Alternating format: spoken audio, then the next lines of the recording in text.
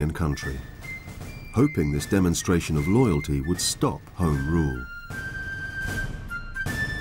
Marching band members like William, who became part of the 36th Ulster Division, automatically became stretcher bearers on the battlefield.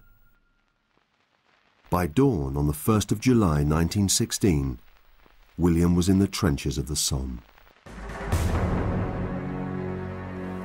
What would the experience of one of these band members, what would their personal experience have been of the Battle of the Somme? Well, they would have been held back when the rest of the battalion went over the top that morning.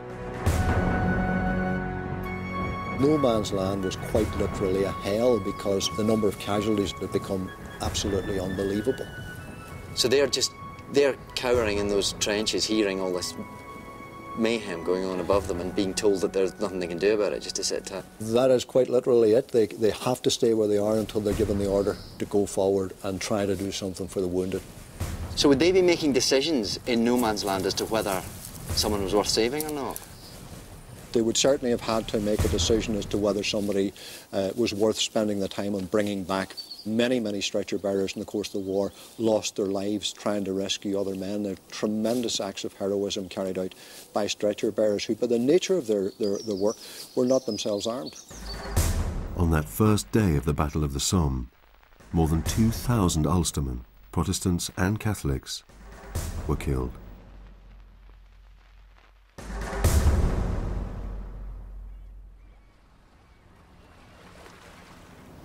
Just to have lived through that, carnage, to have seen all these mates butchered, to presumably have to have picked some of them up in bits in no man's land.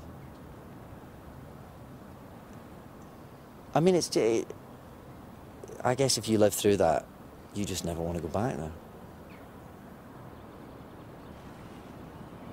It's difficult to know if I could have done it. I mean,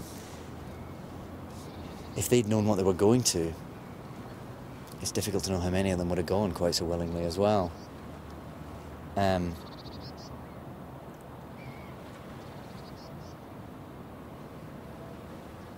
knows? I mean, if I'd lived then, maybe I'd have signed up along with everyone else for the jaunt of it, for the adventure of it, because I'd be home at Christmas, so it would be fine. William returned to an Ulster in mourning. Protestant Unionist families like the Blairs believed Home Rule would falter. Surely Britain wouldn't betray their sacrifice at the Somme. But in 1920, Ireland was partitioned by a border between Ulster, which remained British, and the Irish Free State. The Blair family home of Londonderry was just 4 miles inside the new British state of Northern Ireland. Perilously close to the border, Protestant Unionists felt besieged, just as they had at the Siege of Derry over 200 years earlier. William's father, James Blair, was a member of the local Orange Lodge. In the 1920s, he was a prominent Unionist councillor in Londonderry.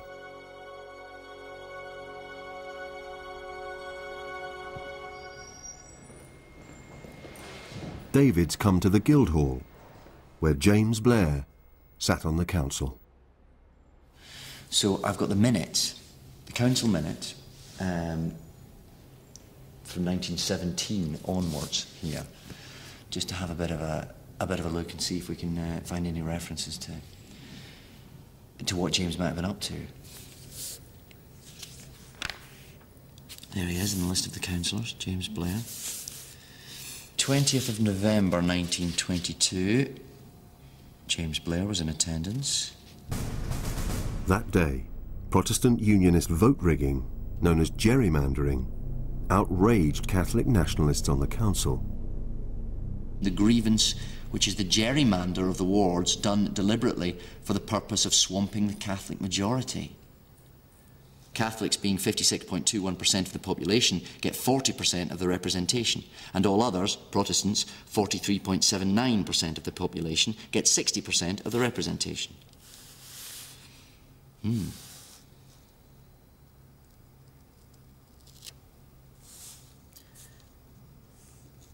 Which doesn't seem like democracy as we understand it today, anyway.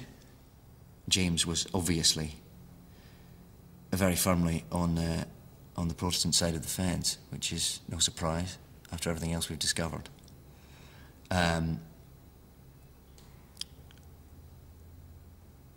It would seem that the Catholics are feeling very oppressed by the powers that be and are raging against that as best they can. In 1922, Londonderry had nearly twice as many Catholics as Protestants. Despite being in the minority, the Protestant Unionist Party maintained the power by vote rigging and discriminating against Catholics. Martin. Historian Marcin O'Cahoyne has more information for David about James. Thanks. Good to meet you. Pleased to meet you. So I'm told you're a bit of an expert. It's a man himself. He seems to have a particular interest in the provision of working class housing in the city. Right. Exhibited a very kind of strong social conscience there as well. He argued for wage increases for nurses. He argued for better conditions for the inmates in the workhouse. I mean, he's someone that kind of seems to kind of throughout his political career to have a particular kind of a particular interest in kind of bettering the conditions of kind of ordinary working people. Right. You know, so good. That's kind of clear. Go on yourself, Jimmy. Glad to hear that. He isn't someone who's a kind of an archetypal unionist in many senses, because he was a labour unionist. Right. Labour unionists were particularly concerned with working class kind of unionist voter, really. Right. That's good to hear. Bit of social justice coming through. In the true sense of the word, he ever proved himself a guardian of the poor. There were many beautiful wreaths and floral tributes, including those from his loving wife, his son William, and family. That's our lot. Grandchildren, Jim, Jack, Nellie and Maisie. There, that's my granny, Nellie. Nellie. He was a big deal, wasn't he? God, it's funny to see Gran's name there. It just brings it, sort of links it all up suddenly. Yeah. Suddenly you really feel the line.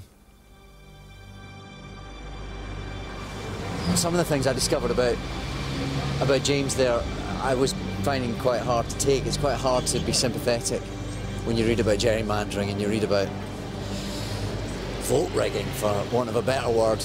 It doesn't feel like an understanding of democracy that I would have now. So I was beginning to despair slightly. But in reading his obituary to this sense of social justice that he seemed to have, which makes me like him a lot, of course, so there's obviously shades of grey there.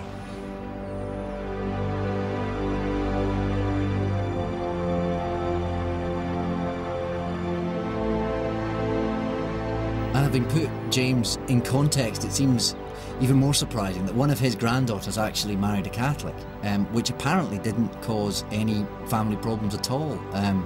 Their son was Barry, who took me to the football, so I'm going to go back to see him and find out what life was like growing up Catholic in Londonderry. James Blair's granddaughter Maisie, Nellie's sister, married Catholic Francis McLaughlin in 1931.